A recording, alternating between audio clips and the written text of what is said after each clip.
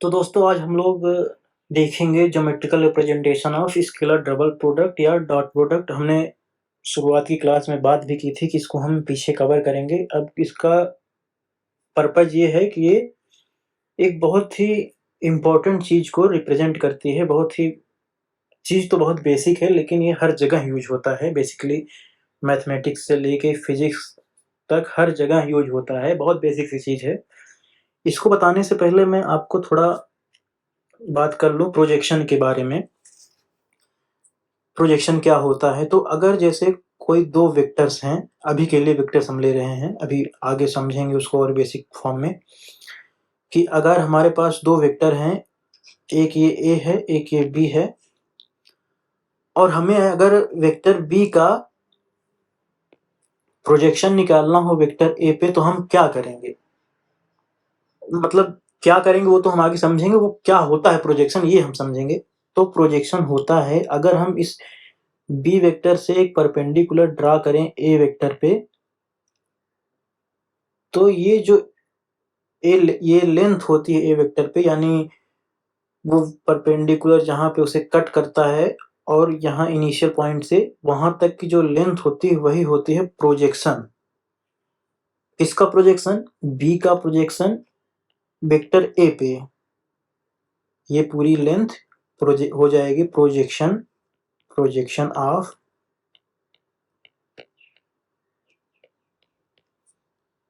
Vector be on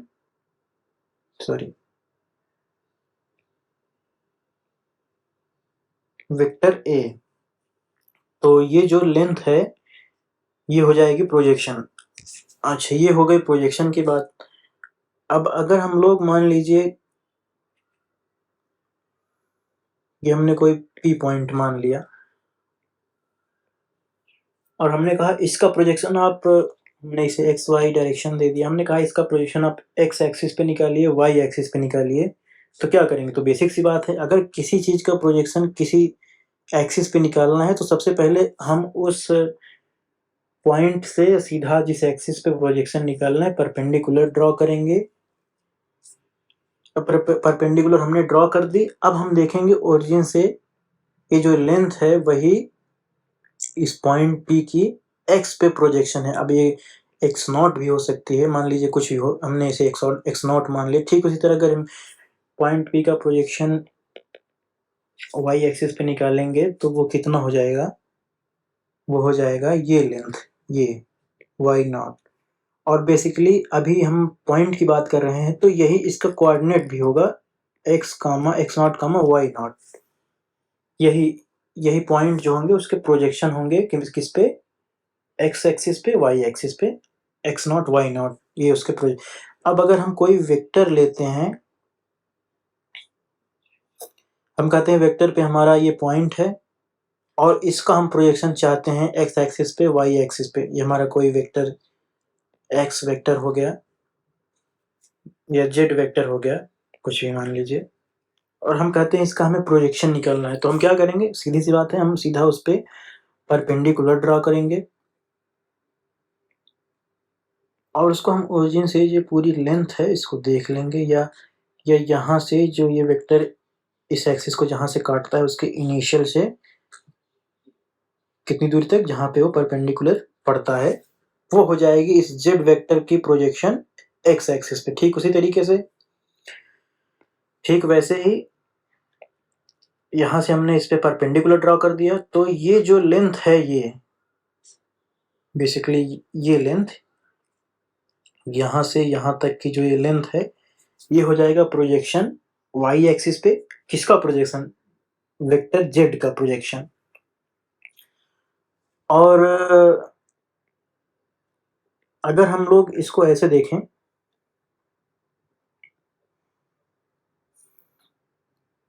जैसे हमने कहा हमारा ये वेक्टर आर है, ये थीटा है, हमने इसे अभी अभी के लिए इसे बना दिया है।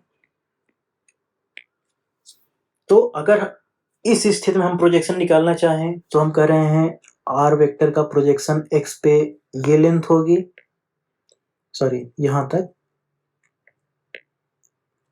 और r का y पे ये लेंथ होगी प्रोजेक्शन। अगर हमें ये लेंथ पता चल जाए तो हमें पता चल जाएगा कि इस वेक्टर का x और y पे क्या प्रोजेक्शन होगा। तो उस लेंथ को निकालने के लिए अब ये वाली लेंथ तो हम जानते हैं मॉड r हो जाएगी, क्योंकि ये वेक्टर है तो मॉडुलस उसमें r होगा, मतलब उसका मैग्नीट्यूड मॉड r होगा, और डायरेक्शन जो होगी वो r कैप होगी, इसी से मिलके वेक्टर बना है। तो अगर हमें ये निकालना है तो हम इस एंगल में देखते हैं, इस ट्राइंगल में देखते हैं, सॉरी ये थीटा एंगल है, ये हमारा प्रोजेक्शन वो है जो हमें निकालना है, हम उसे P मान लेते हैं, P1 मान लेते हैं, ये हमें दिया हुआ है मॉड r। तो अगर हम यहाँ पे cos थीटा लगाते हैं तो cos theta is equal to mod r P अपॉन मॉड r, ठीक, बेस अपॉन हाइपोटेन्यूज। तो ये हो जाएगा, प्रोजेक्शन हो जाएगा मॉड r cos थीटा। ठीक उसी तरीके से अगर हम इसको हम P2 मान लेते हैं, projection of r on y axis, ये एंगल थीटा है तो ये एंगल 90 माइनस थीटा हो जाएगा। और हम ये वाला अगर ट्राइंगल बनाएं, ये 90 माइनस थीटा है, हमें ये लेंथ निकालनी है जो कि हमने P2 मानी हुई है, और हमें ये लेंथ दी हुई है मॉड r दी हुई है।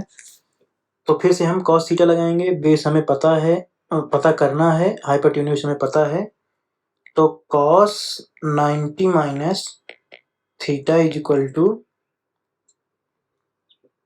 P2 upon mod r, P2 equal to cos 90 mod r into cos 90। अब इस चीज को आप थोड़ा गौर से देखें,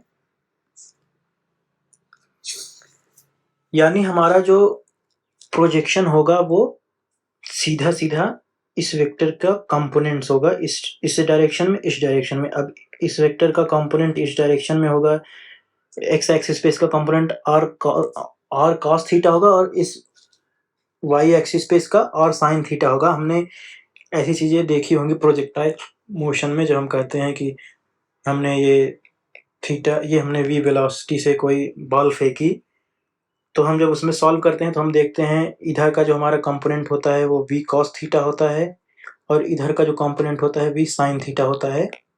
और हम कहते हैं ड्यूरिंग होल प्रोजेक्टाइल मोशन ये हमारा v cos थीटा कांस्टेंट होता है, क्योंकि इस डायरेक्शन में कोई फोर्स नहीं होता है, और ये v sin थीटा पहले घटता है फिर बाद में बढ़ता है, क्योंकि नीचे ग्रेविटी इसे खींचती है। तो बेसिकली वही है, इस v वेक्टर का इन दोनों डायरेक्शन में कंपोनेंट्स जो होगा वही इन दोनों एक्सिस पे प्रोजेक्टाइल होगा, सॉरी प्रोजेक्शन होगा। हमने कहा, हमने एक वेक्टर a लिया, हमने ये दूसरा वेक्टर b लिया। अब हम कह रहे हैं कि हम वेक्टर वेक्टर b का a पे प्रोजेक्शन निकाल लेंगे और वेक्टर a का b पे निकालेंगे। तो पहले अगर हम वेक्टर b का a पे निकालें तो उसको देखते हैं कैसे होगा। हमने बात करी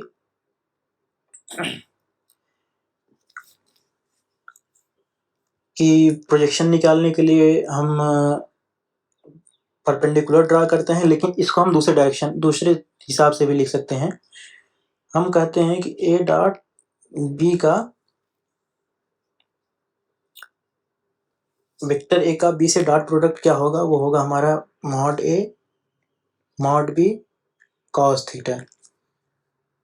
अब अगर आप इसमें देखेंगे, इस ट्राइंगल में जो हमने बनाया है, हमने कहा परपेंडिकुलर ड्रा करेंगे तो a पे b का प्रोजेक्शन निकलेगा। अगर हमने ये थीटा एंगल माना हुआ है तो हमने अभी अभी निकाला है कि ये जो लेंथ होती है ये इसका इस डायरेक्शन में कंपोनेंट होती है, यानी कि मैं दूसरे कलर से दिखा देता हूँ। ये जो लेंथ होगी हमारी वो होगी प्रोजेक्शन, हमारा प्रोजेक्शन लेंथ होगा, और उसको हमने देखा था, ये वाली चीज को हमने देखा था अभी ऊपर यहाँ से निकाल के देखा था कि ये उस वेक्टर के मैग्नीट्यूड के में cos थीटा के मल्टीप्लिकेशन से बनता है। तो बेसिकली इसे अगर हम ऐसे लिखे A vector A dot vector B बराबर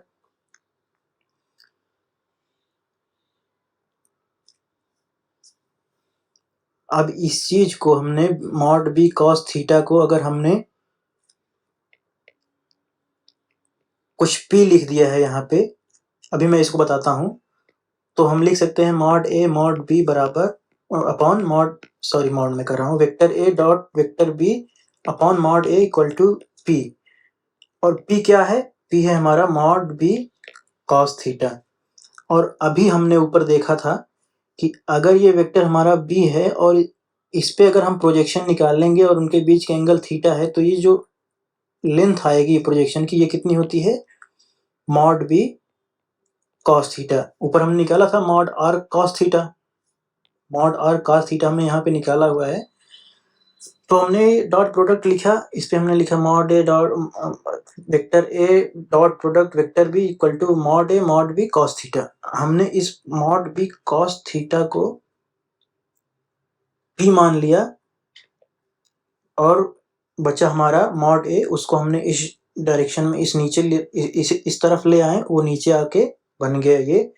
तो बेसिकली यही होता है, प्रोजेक्शन जो हमारा होता है वो होता है उन दोनों वेक्टर का डॉट प्रोडक्ट अपॉन जिस वेक्टर पे हम निकाल रहे हैं, जिस वेक्टर का नहीं, जिस वेक्टर पर हम निकाल रहे हैं, डिवाइडेड बाय उसके मॉड्यूलस से।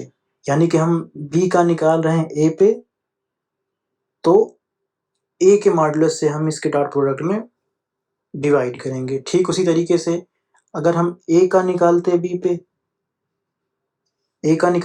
तो इन डॉट प्रोडक्ट के नीचे यहाँ पे मॉड बी हो जाता है। सिंपल सी बात है। अगर हम बी का ए पे निकाल रहे हैं तो हम डॉट प्रोडक्ट में ए से मल्टीप्लाई करेंगे, अगर हम ए का बी पे निकाल रहे हैं तो डॉट प्रोडक्ट में हम बी से डिवाइड करेंगे। Thank you. इसको फिर से हम आगे बात करेंगे, अभी थोड़ा कंफ्यूजिंग हो रहा है बात